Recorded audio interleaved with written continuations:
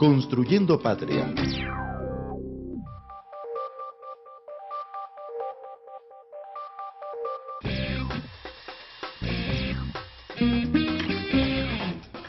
Frente Comercio y Servicios.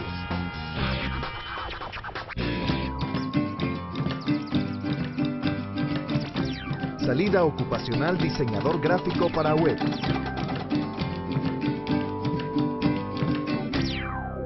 La tipografía como herramienta básica del diseño gráfico. Hola, soy Maru. En el capítulo anterior hablamos sobre la tercera parte de creación y edición de vectores. Hoy continuaremos con la creación de textos, la escritura y la caligrafía en un programa de diseño vectorial. Uno de los campos más apasionantes en el diseño gráfico y también un poco ignorado por el público es la tipografía. A pesar de estar presente en nuestras vidas, le prestamos poca atención. Como lectores, vemos millones de letras y números, pero la mayoría no nos detenemos a considerar las características de las formas de las fuentes empleadas. En los trabajos con procesador de texto, prestamos poca atención a la combinación de las fuentes en el documento. Utilizamos la intuición, imitamos otros documentos que consideramos modelos y a veces, por el afán de experimentar, convertimos un documento hecho en computadora en una especie de catálogo de efectos especiales. Hay decenas de miles de fuentes tipográficas. Buscar combinaciones coherentes y equilibradas no es tarea fácil. Clasificación y análisis de las tipografías. Reconocer el nombre de una fuente a simple vista es un trabajo complicado que requiere años de experiencia y un buen ojo. Desde la forma de las letras hasta la relación entre cada carácter, son muchos los aspectos que miran los profesionales a la hora de elegir una tipografía para un fin determinado. Uno de los primeros rasgos definitorios de una fuente y que es fácilmente observable por cualquiera es el serif, o remate de los trazos. Las fuentes con serif, como la Times New Roman, son consideradas clásicas. Las fuentes sans serif son las que no tienen ese remate, como por ejemplo la Tahoma, y son consideradas fuentes modernas. De una misma fuente tipográfica se pueden hacer variaciones con los diferentes tamaños, grosores, con serif, sin serif, entre otras. Estas variaciones se le llama familia y como en la vida misma hay familias muy extensas y otras menos extensas. Si desea una versión más fina o más larga de una fuente, se debe buscar dentro de su familia. En las familias tipográficas se pueden encontrar los estilos normal, cursiva, negrita, entre otras. Al igual que ocurre con los soportes impresos tradicionalmente, como el libro y el periódico, los documentos multimedia de calidad deben tener establecido normas tipográficas. Las recomendaciones tipográficas para documentos electrónicos pueden ser toda una especialidad.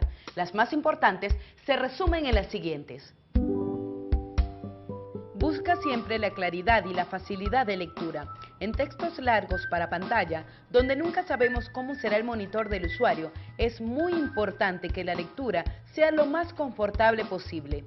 Tipos de fuentes sencillas como Verdana o Arial son las más extensivas. Garamond puede ser una buena alternativa. Además, se debe utilizar un color acorde con el fondo, evitando estridencias, así como un tamaño de texto adecuado, que no sea ni muy grande ni muy pequeño. No utilice muchas tipografías distintas en un mismo documento. Su interpretación para el lector se hace más difícil y a nosotros nos costará mantener la coherencia en el diseño. Un juego de 2 o 3 tipos bien combinados es suficiente.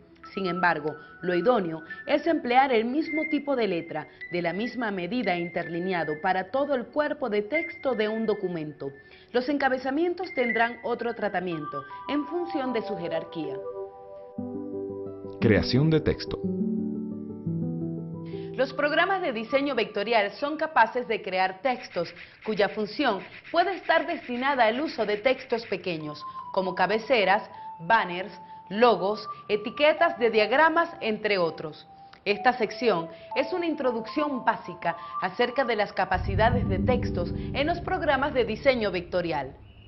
Crear un texto es tan sencillo como activar la herramienta de texto al hacer clic en el área de trabajo.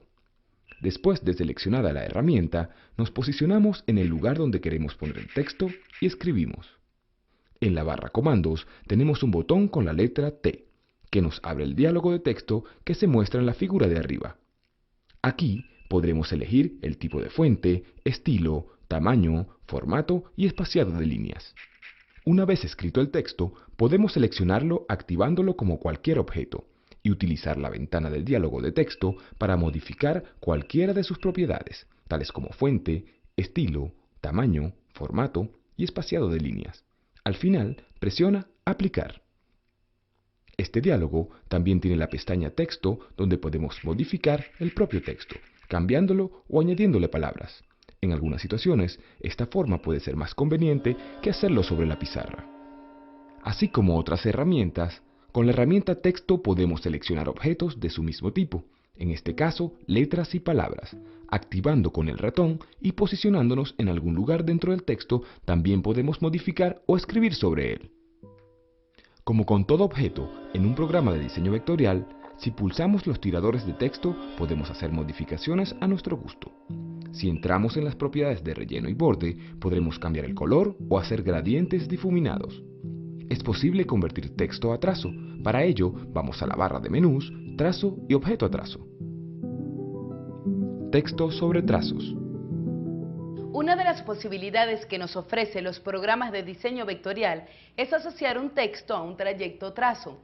Lo que debemos hacer es lo siguiente: dibujar una línea a mano alzada con la herramienta lápiz, crear un texto cualquiera, seleccionar ambos objetos, el texto y el trazo, y luego activamos el menú Texto Poner en trayecto. Es imprescindible tener ambos objetos seleccionados, el texto y el trayecto.